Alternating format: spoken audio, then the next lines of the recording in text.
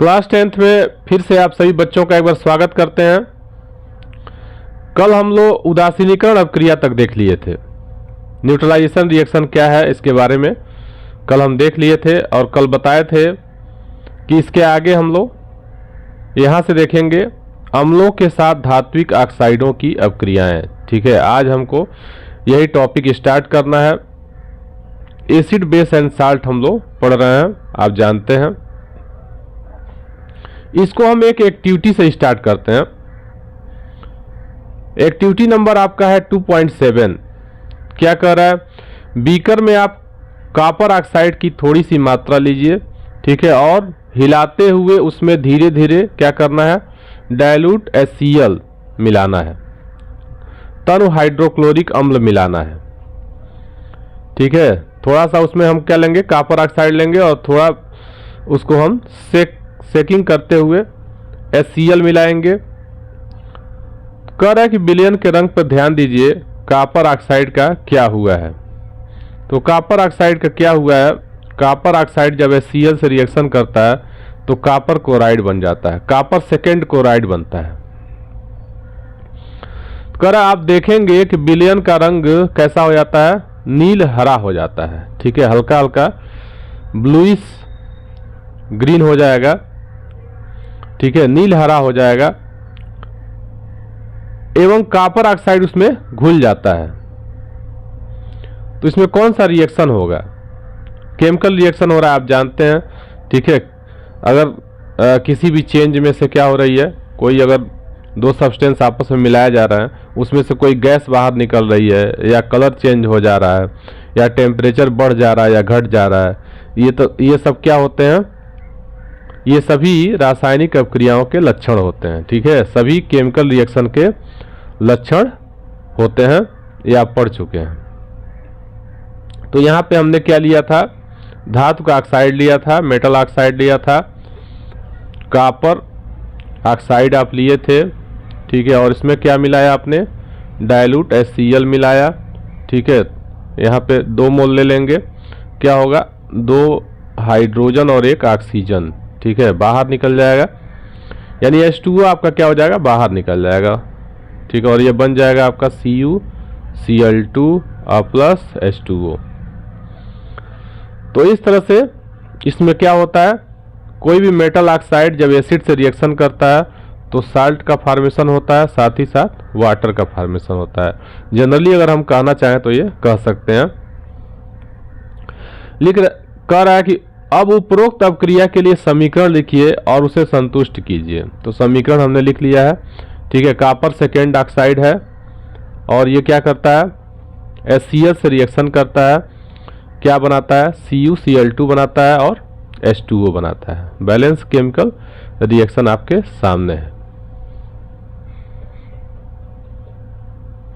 चलिए इसके बाद आगे बढ़ते हैं। यहाँ पे एक कंक्लूजन निकल रहा है, इस रिएक्शन से आपको एक कंक्लूजन मिल रहा है। कंक्लूजन क्या है, मेटल के जो ऑक्साइड होते हैं वो क्या होते हैं, क्षारीय ऑक्साइड होते हैं। ठीक है, मेटल के ऑक्साइड कैसे होते हैं, क्षारीय ऑक्साइड होते हैं। क्यों क्षारीय ऑक्साइड होते हैं, क्योंकि अगर ये क्षारीय नहीं होते, ठीक है, तो किसी अम्ल से अपक्रिया करके लवण और जल नहीं बनाते, साल्ट और वाटर का फॉर्मेशन नहीं करते। क्योंकि आप इसके पीछे पढ़ चुके हैं कि जब कोई क्षार क्या करता है, यानी जब कोई एल्कली किसी एसिड से रिएक्शन करता है तो साल्ट और वाटर का फॉर्मेशन हो जाता है, ये आप पीछे पढ़ चुके हैं। ठीक है, तो यहाँ पे इस तरह से, यहाँ पे आपने क्या लिया था, एक एसिड लिया था और मेटल ऑक्साइड लिया था। तो यहाँ पे मेटल ऑक्साइड क्या कर रहा है, बेसिक नेचर अपना शो कर रहा है। चलिए अगला हम देखते हैं। अगला जो हमारा टॉपिक है कि क्षारक का अधात्विक ऑक्साइडों की अपक्रियाएं। क्षारक के साथ अधात्विक ऑक्साइड की अपक्रिया कैसी होती है, तो इसको भी आप पीछे देख चुके हैं। क्या किए थे, उसमें कैल्शियम हाइड्रोक्साइड लिए थे। ठीक है, और जो कार्बन डाइऑक्साइड बाहर निकल रही थी, वहाँ कार्बन डाइऑक्साइड का कैल्शियम हाइड्रोक्साइड से अपक्रिया कराया गया था। चूने के पानी में जो कार्बन डाइऑक्साइड गैस निकल रही थी, ठीक है, एक्टिविटी नंबर 2.5 में। तो चूने के पानी में कार्बन डाइऑक्साइड गैस को जब पास कराया गया तो देखा गया कि क्या हो जाता है, लाइम वाटर जो होता है यानी चूने का पानी जो होता है वो दूधिया हो जाता है, यानी मिल्की हो जाता है। क्यों ऐसा हो जाता है? क्योंकि वहाँ पे कैल्शियम कार्बोनेट का फॉर्मेशन होता है और साथ ही साथ जल का निर्माण होता है। ठीक है, रिएक्शन आप एक बार देख सकते हैं। एक्टिविटी नंबर 2.5 यहाँ देखिए, ये रिएक्शन है। कैल्शियम हाइड्रोक्साइड का कार्बन डाइऑक्साइड से आपने रिएक्शन कराया था तो कैल्शियम कार्बोनेट बन गया था।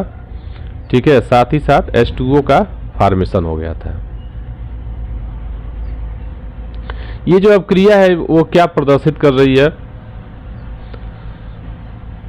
कैल्शियम हाइड्रोक्साइड और ये आपका क्या है, कार्बन का जो ऑक्साइड है वो एक अधात्विक ऑक्साइड है, नॉन मेटेलिक ऑक्साइड है। तो नॉन मेटेलिक जो ऑक्साइड होते हैं वो कैसे होते हैं? एसिडिक नेचर शो करते हैं। इससे आपको ये कंक्लूजन मिल रहा है। जिस तरह से मेटल के ऑक्साइड क्या होते हैं, बेसिक नेचर के होते हैं, वैसे ही नॉन मेटल के जो ऑक्साइड होते हैं वो क्या होते हैं, अम्लीय प्रकृति के होते हैं। नॉन मेटल का ऑक्साइड कौन है? कार्बन डाइऑक्साइड है। ठीक है, CO2 है। और कैल्शियम हाइड्रोक्साइड आप जानते ही हैं क्या होता है, एक एल्कली है। ठीक है, बेस है। तो यहाँ पे एक नॉन मेटल ऑक्साइड क्या कर रहा है, जब मेटल हाइड्रोक्साइड से रिएक्शन कर रहा है तब भी क्या बन रहा है, साल्ट और वाटर बन जा रहा है। ठीक है, कैल्शियम कार्बोनेट बन जा रहा है और H2O का फॉर्मेशन हो जा रहा है। तो इस तरह से एक एल्कली का जब एसिड से रिएक्शन कराया जा रहा है तो साल्ट और वाटर बन रहा है। ठीक है, चलिए अब आगे बढ़ते हैं। कर सभी अम्लों एवं क्षारकों में क्या समानताएं होती हैं? कुछ तो सिमिलरिटी होती होंगी। तो अगर ध्यान से आप देखें तो बहुत सारे अम्लों को आप कलेक्ट कीजिए। ठीक है, और ध्यान से देखिए उसके सभी रिएक्शन को आप बढ़िया से अगर आप उसको देखेंगे तो देखेंगे कि जितने भी एसिड होते हैं सभी जल में घुल करके क्या देते हैं, H+ आयन देते हैं। उसका रिजल्ट आपको दिखेगा।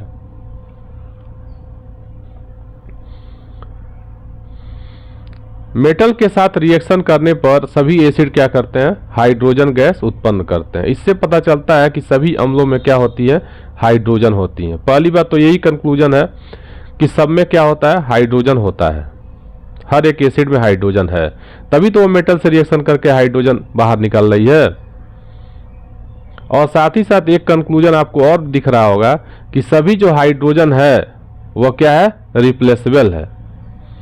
ठीक है, यानी आयनीय है, आसानी से निकालने वाला है।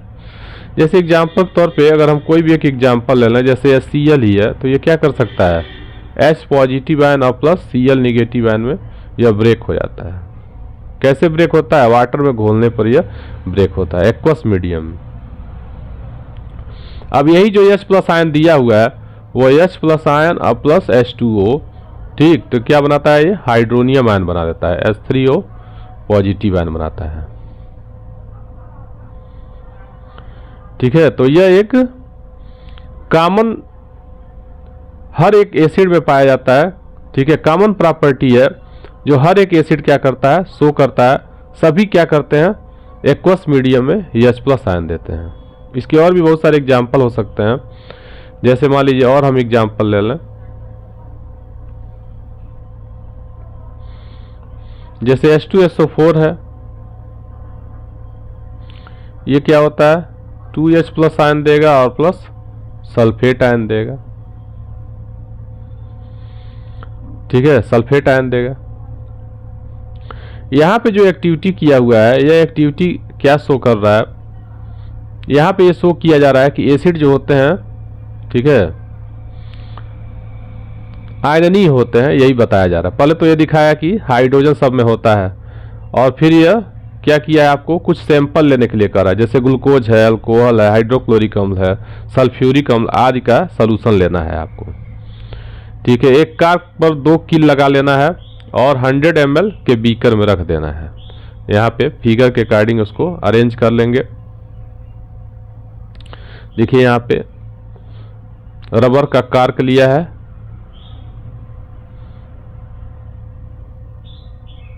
ये रबर का कार्क लिया है, ठीक है, और इसमें सॉल्यूशन लिया है। फिर यहाँ पे इसमें कील एडजस्ट कर दिया है, कील को ले आकर के बैटरी से कनेक्ट कर दिया गया है। यहाँ पे एक बल्ब छोटा सा लगा दिया गया है। अब क्या करेंगे, आप अलग अलग सॉल्यूशन लेंगे और उसमें इलेक्ट्रिसिटी पास करेंगे। तो अलग अलग सॉल्यूशन लेंगे, इलेक्ट्रिसिटी पास करेंगे, तो देखेंगे कि किसके साथ वो बल्ब ग्लो करता है और किसके साथ ग्लो नहीं करता है। ठीक है, तो आप देखेंगे कि अगर एसिड लिए होंगे तो वह बल्ब ग्लो करेगा। इन परीक्षणों को ग्लूकोज और अल्कोहल के विलेनों के साथ अलग अलग दोहराइए। तो HCl के साथ आप देखेंगे, चाहे H2SO4 के साथ देखेंगे, तो वहां पे बल्ब ग्लो करेगा। लेकिन अगर वही आप ग्लूकोज या अल्कोहल के साथ अगर लेते हैं तो ग्लो ही नहीं करेगा।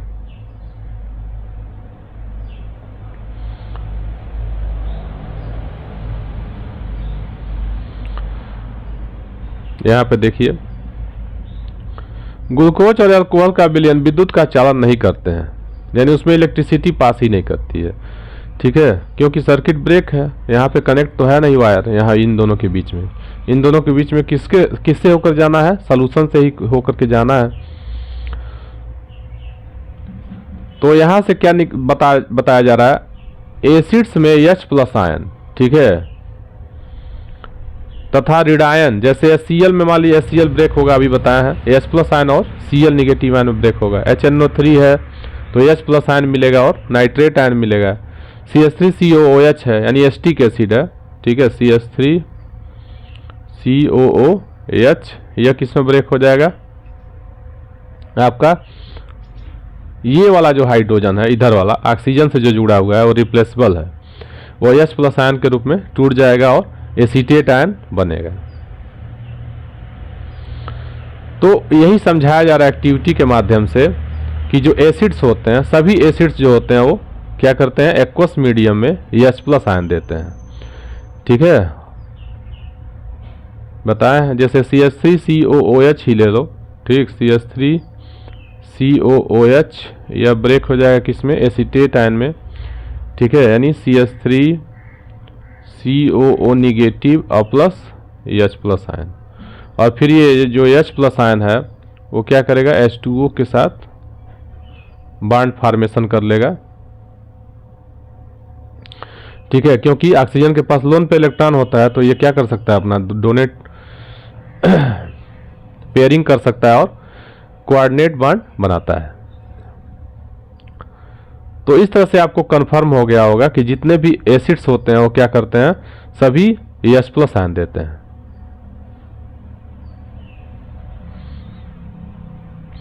ठीक है, तो इस वीडियो में मेरा यहाँ तक आप देख लीजिए।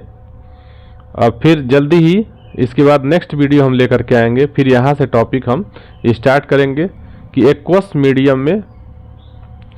तो एक्वस मीडियम में ये तो हम बता ही दिए हैं, ठीक है, वही चीज़ ये पार्ट बाय पार्ट करके दे रहा है, कई बार समझा दिए हैं। जैसे यहाँ पे ब्रेकिंग हो रही है H+ के रूप में, तो ऐसे नहीं ब्रेकिंग हो रही थी, यहाँ सॉल्यूशन बनाया हुआ है। देखिए यहाँ जो भी लिया है वो विलयन कह रहा है, देखिए यहाँ पे कह रहा है ना, ग्लूकोज और अल्कोहल का विलयन मतलब क्या, वाटर में उसको डिजॉल्व किया गया होगा। HCl गैस होता है ना, उसको भी वाटर में डिजॉल्व किया गया होगा। तो वही यहाँ पे हेडिंग बना करके दिया जा रहा है आपको कि जलीय विलयन में अम्ल या क्षारक का क्या होता है। तो जलीय विलयन में एसिड या बेस जो होते हैं, एसिड क्या करता है, H+ आयन देता है, और जो बेस होता है वह OH निगेटिव आयन देता है। तो इसको एक एक्टिविटी के माध्यम से समझाने का प्रयास किया गया है, जिसको मैं अगले लेक्चर में, ठीक है, जल्दी ही इसको अपलोड कर दूंगा। तब तक के लिए इसको देखते रहिए। Thank you.